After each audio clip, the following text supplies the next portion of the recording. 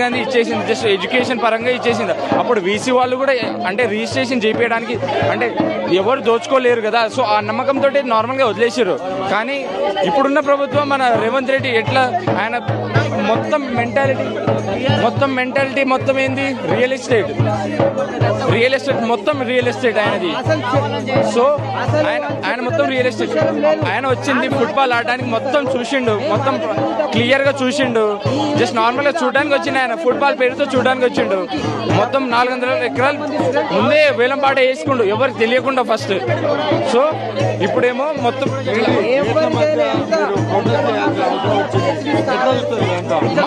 ఇప్పుడు చెప్పండి, మాకేం అవసరం ఇది ప్రొటెస్ట్ చేయడానికి? మాకేం మా భూమిలా ఇదేందా? ఫర్దర్ ఫ్యూచర్ స్టూడెంట్స్ కి బయోడైవర్సిటీ ఇది మెయిన్ బ్రాంచ్. హైదరాబాద్ లో ఉన్న హైదరాబాద్ లో ఎట్లాంటి జింకలు ఎట్లాంటి నెమళ్ళు లేవు, ఈ యూనివర్సిటీలో ఉన్నంత ఎక్కడ లేవు. ఇదే మనకి ఆక్సిజన్ ఇచ్చేది హైదరాబాద్ మొత్తానికి.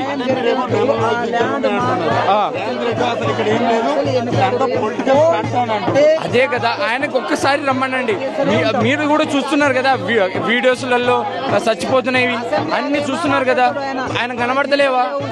ఆయన నక్కలంటే మేము ఇక మమ్మల్ని ఉద్దేశించి నక్కలకి ఏదో అన్నారు. ఆయన వచ్చి చూసి చూడమనండి ఎలా చచ్చిపోతున్నాయో. అవి వాళ్ళకి అన్ని చెట్లు నరికేస్తున్నాయని మా హాస్టల్ దిక్కొస్తున్నాయి. అవన్నీ పాములు వస్తున్నాయి, నెమళ్ళు వస్తున్నాయి, నెమళ్ళు అయితే అరుస్తున్నాయి చెట్లను నరికినప్పుడు. మీరు వీడియోలు చూస్తున్నారు కదా చెట్లను. మీకు కావాలంటే వీడియోస్ కూడా చూపిస్తాం మేము. అదే అది వాళ్ళు ఇంకా బేసిక్, వాళ్ళు ఇంకా పోలీస్ ట్రైనింగ్ తీసుకొని వాళ్ళు ఇంకా అమ్మాయిల మీద దాడి చేస్తున్నారు. ఇక ఎలా చెప్పి పంపించిండో తెలియదు ఇక రేవంత్ రెడ్డి. ఎడ్యుకేషన్ ఉంటే ఏమైనా చేయవచ్చు. ఆయన ఎడ్యుకేషన్ రియల్ ఎస్టేట్ మైండ్ కాబట్టి మొత్తానికి ఇట్లాంటి పాల్పడుతుంది. కానీ లేకపోతే